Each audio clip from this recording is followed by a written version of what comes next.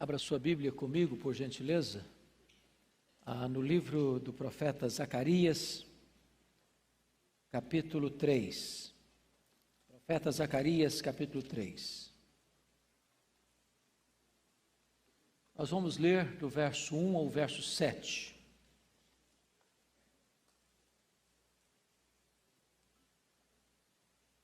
Zacarias 3, de 1 a 7. Deus me mostrou o sumo sacerdote Josué, o qual estava diante do anjo do Senhor. E Satanás estava à mão direita dele para se lhe opor.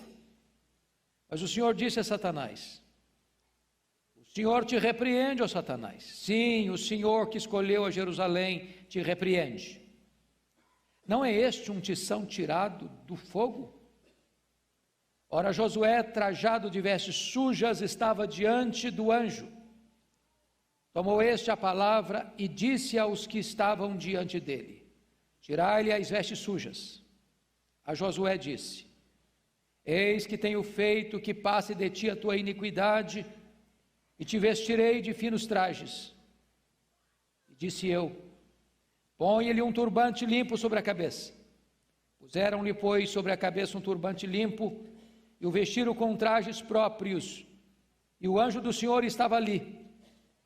Protestou a Josué e disse: assim diz o Senhor dos exércitos, se andares nos meus caminhos, e observares os meus preceitos, também tu julgarás a minha casa, e guardarás os meus átrios, e te darei livre acesso entre estes que aqui se encontram. Amém. Meus amados irmãos, o cativeiro babilônico havia terminado, mas a restauração espiritual do povo que voltara do cativeiro não tinha ainda acontecido.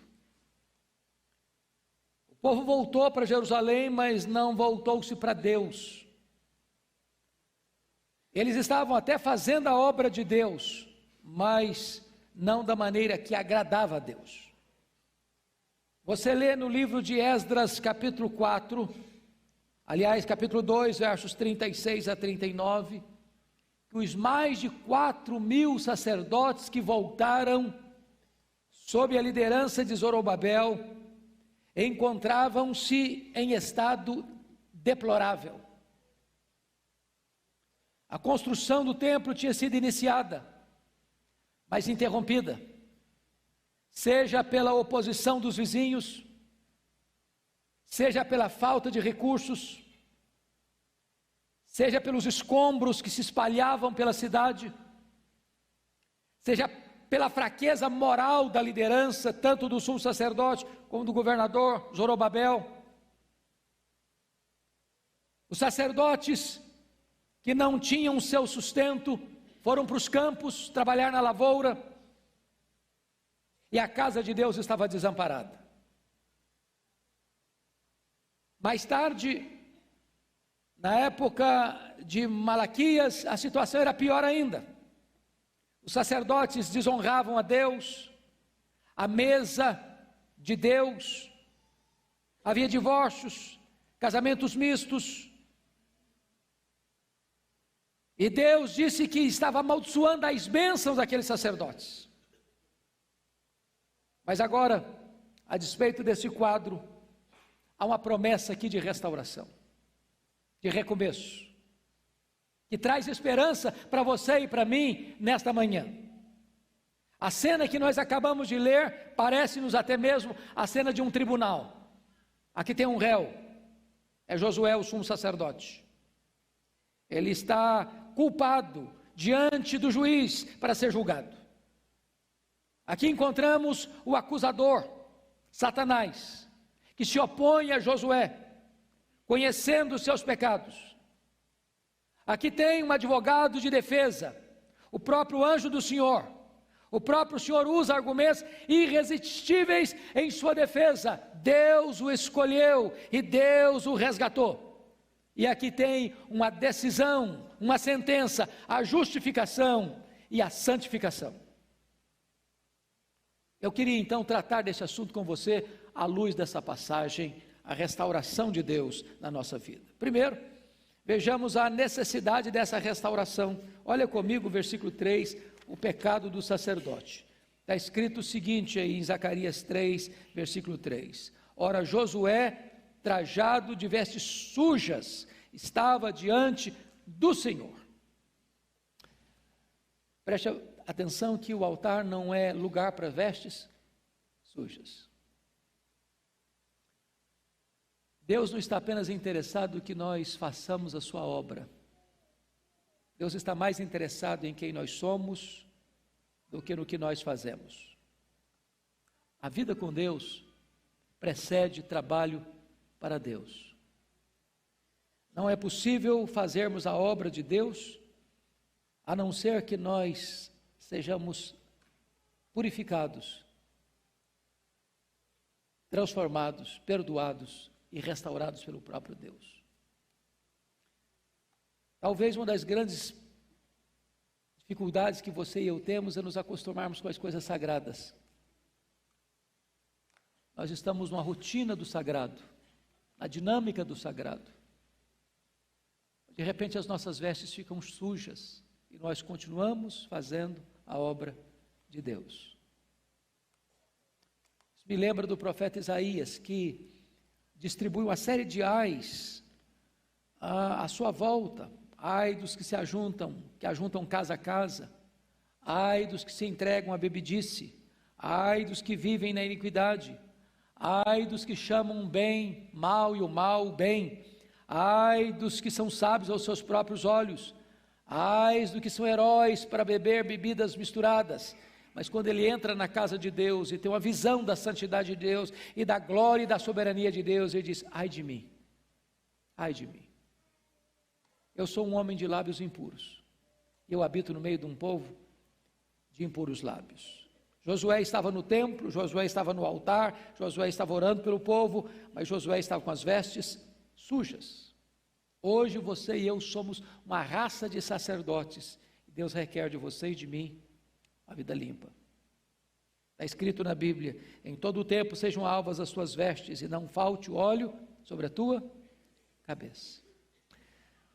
Por que ele precisava de restauração, irmãos? Segundo lugar, por falta de autoridade espiritual.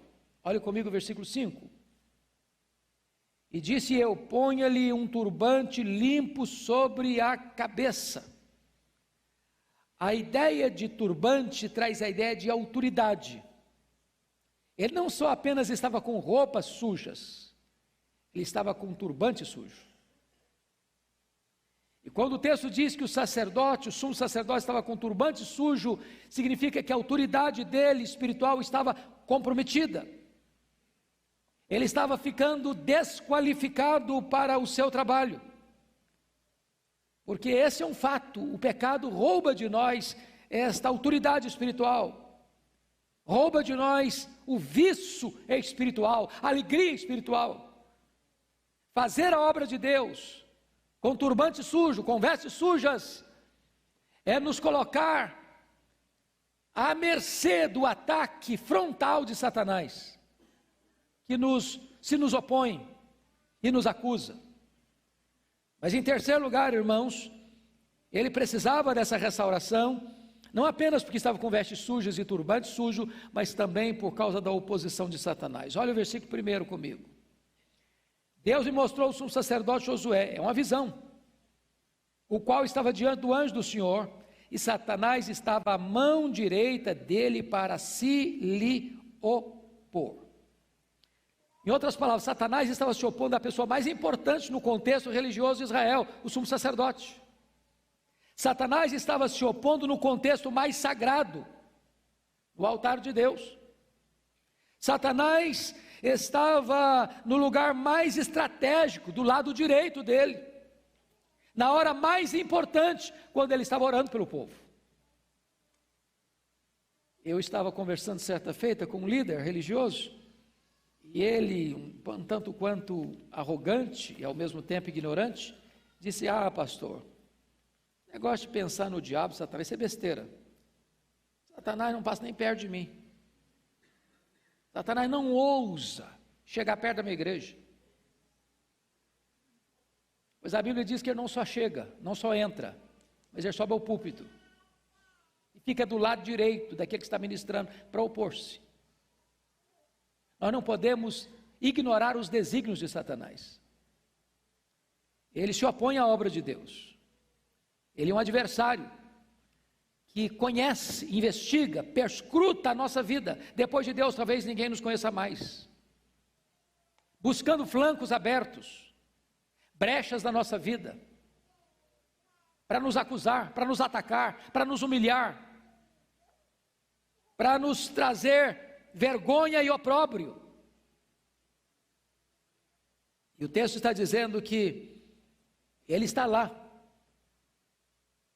se opondo a ele, dizendo: você não tem autoridade, você não tem credencial, você não tem credibilidade, suas vestes estão sujas, seu turbante está sujo.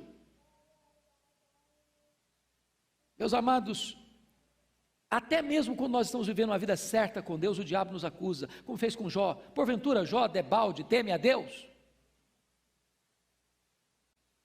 Diante desse fato, eu gostaria que nós olhássemos no texto para entender a possibilidade dessa restauração. Apesar do nosso pecado, irmãos, Deus nos restaura. Apesar dos nossos deslizes, Deus nos põe de pé. Apesar das nossas fraquezas, Deus nos fortalece. Apesar de termos pecado contra Deus, as nossas vestes de fato estão sujas, o turbante na nossa cabeça de fato está sujo, Deus ainda não desiste de nós. Essa é a graça maravilhosa que cantamos, que é maior do que o nosso pecado. Esse Deus tão misericordioso, que apesar das nossas mazelas, dos nossos pecados, das nossas fraquezas, dos nossos erros, Ele não abre mão da nossa vida, de nos restaurar, de nos perdoar e de nos colocar de volta na trincheira do ministério. Então vejamos aqui a possibilidade da restauração. Em primeiro lugar, a restauração é baseada na presença de Deus. Olha comigo o verso 1. Deus me mostrou o sumo sacerdote Josué, o qual estava diante do anjo do Senhor. Irmãos, sempre que você e eu estamos diante do anjo do Senhor, na presença do Senhor, há esperança para nós. Porque há muitas pessoas que, ao terem suas roupas sujas, seus turbantes sujos, se afastam, vão embora, viram as costas para Deus, abandonam a casa de Deus, não oram mais, não leem a Bíblia mais, endurece o coração. Eu quero dizer que você que veio aqui hoje, eu não sei como está a sua vida, você é um sacerdote real, e eu não sei como é que você está servindo a Deus, cultuando a Deus, adorando a Deus, fazendo a obra de Deus, mas o fato de você estar aqui hoje, na presença de Deus, com o povo de Deus, servindo a Deus, Deus é poderoso para mudar esse quadro, para mudar a sua história, para mudar a realidade da sua vida hoje, nesta manhã, neste lugar. Nós estamos na presença deste Deus. Segundo lugar, a restauração é baseada na repreensão a Satanás. Verso de número 2, veja comigo. Mas o Senhor disse a Satanás: o Senhor te repreende, ó Satanás. Sim, o Senhor que escolheu a Jerusalém te repreende. É maravilhoso isso, irmãos. Não é o homem repreendendo Satanás, é o próprio Deus em nossa defesa repreendendo a Satanás. Ele é adversário, ele é acusador, e ele está no nosso encalço, e ele anda ao nosso derredor, e ele é como um leão que ruge buscando alguém para devorar. E ele tenta botar ciladas no nosso caminho, e ele tenta lançar acusações contra nós, e ele tem mais forças do que nós. Mas bendito seja Deus, que o próprio Deus, o todo-poderoso Deus, sai em nossa defesa e repreende a ele. Louvado seja Deus! Porque nós temos um defensor, nós temos um supremo advogado, nós temos aquele que nos cobre com o seu sangue, nós temos aquele que nos ampara com o seu escudo e nos protege. Terceiro lugar, irmãos, por que essa restauração é possível? A restauração é possível porque ela está baseada na graça eletiva de Deus. Confira comigo o versículo 2. É escrito o seguinte: Lá na parte B. Não é este um tição? Melhor, versículo anteriormente a isso. Sim, o Senhor que escolheu a Jerusalém te repreende. O Senhor que escolheu Jerusalém te repreende. Sabe o que nos dá segurança? Nos dá esperança? Apesar dos nossos pecados, é que Deus nos escolheu. Isso significa que Ele nos amou antes da fundação do mundo. Isso significa que Ele pôs o coração dEle em nós, não por aquilo que viu em nós de agradável. Ele não nos escolheu porque éramos bons, mas apesar de sermos maus. Ele não nos escolheu por causa das nossas virtudes, mas apesar dos nossos pecados. Ele não nos escolheu por causa dos nossos méritos, mas apesar dos nossos deméritos. Ele não nos escolheu porque viu em nós fé para crer. Ele nos escolheu para crermos nele. Ele não nos escolheu porque viu em nós boas obras. Ele nos escolheu para as boas obras. Ele não nos escolheu porque viu em nós santidade, mas nos escolheu para sermos santos e irrepreensíveis perante Ele. Ele nos escolheu de forma incondicional. Aqui está a nossa esperança. Ele pôs o seu coração em nós. Ele nos atraiu para Ele com cordas de amor. Ele é o Deus da nossa salvação. Quarto lugar, por que nós podemos ter a esperança de restauração?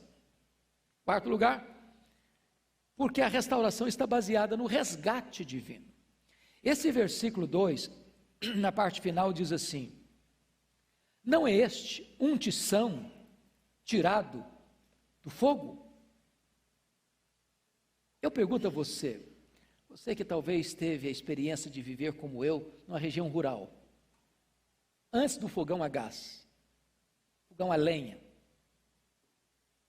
você botava um pedaço de madeira lá no fogo, daqui a pouquinho ele apagava, ficava um pedaço de madeira esturricado, encarvoado, que não servia para mais nada, para nenhuma utilidade mais. E agora o anjo do Senhor diz para Satanás, repreendendo a Satanás: o Senhor te repreenda, Satanás, porque o Senhor escolheu Jerusalém, o Senhor escolheu você, e você, apesar de ser um tição encarvoado, Deus tira você de lá. Isso é maravilhoso, sabe por quê, irmãos? A redenção não está no alto valor que nós tínhamos. Nós estávamos perdidos, nós éramos fracos, nós éramos ímpios, nós éramos pecadores, nós éramos inimigos, nós estávamos com as costas viradas para Deus, nós estávamos não só acorrentados pelo mundo, pela carne e pelo diabo, mas nós estávamos condenados, nós estávamos mortos nos nossos delitos e pecados, e Deus nos amou, e Ele foi lá e nos tirou da fornalha do pecado, Ele foi lá e nos tirou da casa do valente, Ele foi lá e nos tirou da potestade de Satanás, Ele foi lá e nos tirou do império das trevas, Ele foi lá e tirou-nos como um tição tirado do fogo, Ele nos redimiu. Louvado seja Deus. É graça, puramente graça divina, o seu resgate. Nós que não tínhamos valor nenhum, agora temos valor, agora somos filhos de Deus, agora somos herdeiros de Deus, agora fazemos parte da família de Deus. Mas talvez você pergunte: qual é o processo dessa restauração de Deus na nossa vida? Vejamos à luz do texto. Em primeiro lugar, o processo da restauração passa, irmãos, pela purificação. Olha o verso 4 comigo. Tomou este a palavra e disse aos que estavam diante dele: tirai-lhe as vestes sujas. Tirai-lhe as vestes sujas. E lá no finalzinho está escrito assim, do versículo 4: e te vestirei de finos trajes. Então preste atenção que essa é a ideia da purificação. A vida é um constante despojar e um constante revestir-se. As vestes sujas, maculadas, manchadas pelo pecado, mal cheirosas, imundas, precisam ser removidas. Mas Deus não apenas tira as vestes sujas, nos deixando nus. Ele tira as vestes sujas e nos cobre de finos trajes. Ele nos limpa e Ele nos cobre com a justiça de Cristo. Ele perdoa os nossos pecados e nos reveste com a graça de Cristo. E hoje, meu amado irmão, você que veio aqui, talvez com as vestes sujas, talvez com a mente poluída, talvez com o coração cheio de coisas que desagradam o Espírito Santo de Deus, você que talvez entrou aqui, já caiu em desgraça, já caiu em pecado, já tropeçou tantas vezes e já caiu tantas outras vezes, e você ainda está com as vestes sujas, pois hoje, aqui nesta manhã, Deus pode tirar os trajes sujos e cobrir você com roupas limpas da justiça de Cristo. Ele é o Deus da restauração, Ele é o Deus que nos limpa do pecado, porque o sangue de Jesus nos lava de todo o pecado. Mas mais, como é que é o processo da restauração? Além da purificação, veja comigo o verso 5, a restauração da autoridade espiritual. Veja o verso 5 comigo. E disse eu: ponham-lhe um turbante limpo sobre a cabeça. Puseram-lhe, pois, sobre a cabeça um turbante limpo, e o vestiram com trajes próprios, e o anjo do Senhor estava ali. Uma das mentiras que o diabo diz para você é a seguinte: tem duas mentiras. Primeiro, ele diz o seguinte: peque, não vai ter problema, pode pegar, é bom, vai te dar prazer, você merece isso. E ele doura a pílula, e ele transforma o pecado em um prato muito delicioso, num manjar. Se você ceder essa tentação, ele vem com a segunda proposta agora. Você pecou? Agora você não sai mais. Agora você não se liberta mais. Agora você está na minha mão. Agora você está preso. Agora eu vou ir andar com a sua vida. Agora eu vou botar você na lona. Agora eu vou arrebentar com a sua vida. Agora acabou a sua história.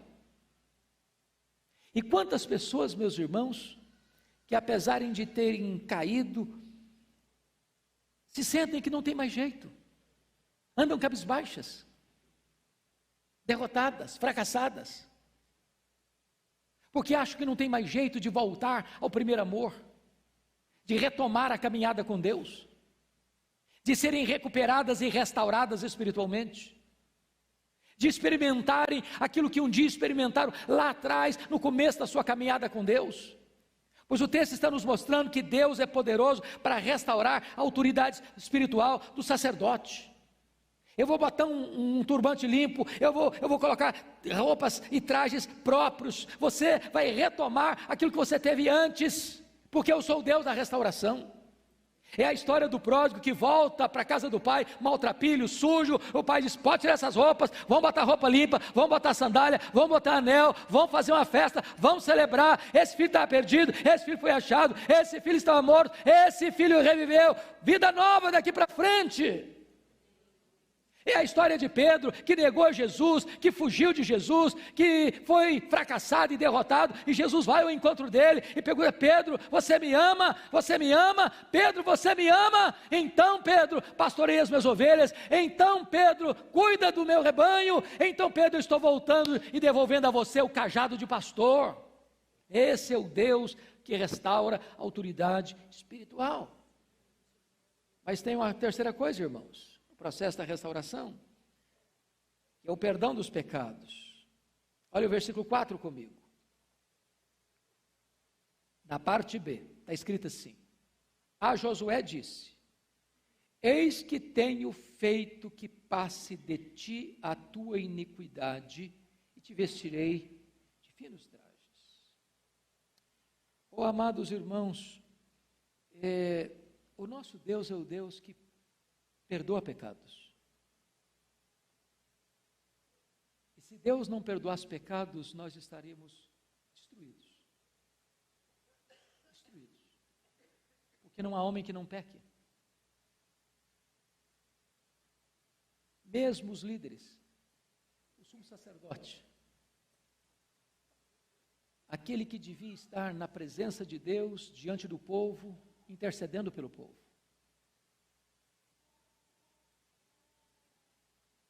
Nós não fazemos a obra, irmãos, fiados na nossa justiça. Nós não fazemos a obra de Deus porque não há em nós erros. Mas se estamos na presença de Deus, mesmo debaixo da acusação de Satanás, Deus é poderoso para nos dar vestes limpas, turbante limpo, restaurando a nossa autoridade, mas fazendo passar de nós as nossas iniquidades. Não há Deus como nós, que tem prazer na misericórdia e é rico em perdoar. Ele pega e faz os nossos pecados, desfaz os nossos pecados como a névoa. Ele pega os nossos pecados e lança para trás das suas costas. Ele pega os nossos pecados e os lança nas profundezas do mar. Ele pega os nossos pecados e afasta-os de nós, como o Oriente se afasta do Ocidente. A Bíblia diz que o sangue de Jesus, o seu Filho, nos purifica de todo pecado. Então há perdão para você. Deus pode e é poderoso para fazer passar de você a sua iniquidade. Assim como perdoou Davi, assim como perdoou Pedro, assim como perdoou a mulher pecadora, assim como perdoou a mim, assim como Ele perdoa a você, agora, aqui, nesta manhã. Mas eu quero concluir mostrando duas implicações dessa restauração. A primeira delas, vejamos as condições para essa restauração. Você pode ler o verso 7 comigo? Vamos ler juntos o verso 7? Assim diz o Senhor dos Exércitos: se andares nos meus caminhos e observares os meus preceitos, também tu julgarás a minha casa e guardarás os meus átrios. Te darei livre acesso entre estes que aqui se encontram. Primeira condição, meu amado irmão, é você andar nos caminhos de Deus. Deus nos perdoa não para voltarmos ao pecado. Deus nos perdoa para andarmos nos seus caminhos. É hora de você pensar: meu Deus, eu quero emendar os meus caminhos. Não é arrependimento e novamente arrependimento. É arrependimento e frutos dignos de arrependimento. Quais são os caminhos do Senhor que você deixou? Você precisa voltar para eles. Note mais. Verso 7 diz que não apenas andar nos caminhos de Deus, mas observar os preceitos de Deus. Que preceitos de Deus você tem quebrado? Desobedecido, fechado os olhos e tapado os ouvidos e endurecido o coração. Hoje Deus conclama a você e a mim a nós obedecermos os preceitos de Deus. Mas vem um resultado então dessa restauração. Qual é o resultado? Primeiro, veja você aí no verso 7, também tu julgarás a minha casa. Deus nos dará autoridade para exercermos o nosso ministério. Então nós seremos instrumentos nas mãos de Deus. Deus honrará a nossa vida, Deus honrará o nosso ministério e nós veremos o fruto desse trabalho. Finalmente, teremos acesso à presença de Deus.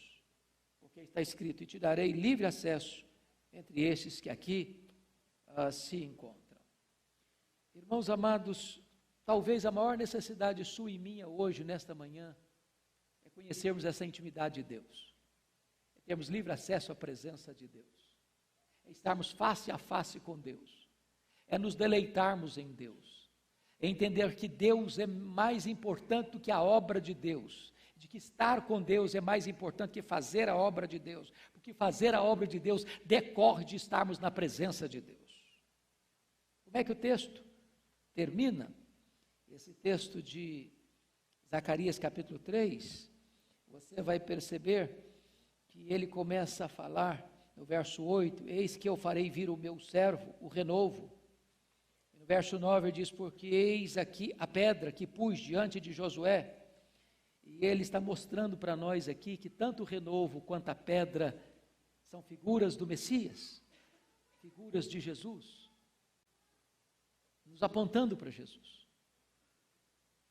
Eu quero dizer para você que nós temos restauração, Porque Jesus Cristo veio ao mundo, porque Ele morreu na cruz, porque Ele verteu o seu sangue, e porque hoje na presença dEle, há restauração para a nossa alma e para a nossa vida. Ele é o renovo, Ele é a pedra, Ele é o Salvador, Ele é o Senhor, Ele é o amigo dos pecadores, Ele é aquele que não poupou a sua própria vida, Ele é aquele que foi para a cruz, em meu e seu lugar, morreu e verteu o seu sangue para nos purificar de todo o pecado e nos qualificar para entrarmos na presença de Deus e vivermos para a glória de Deus.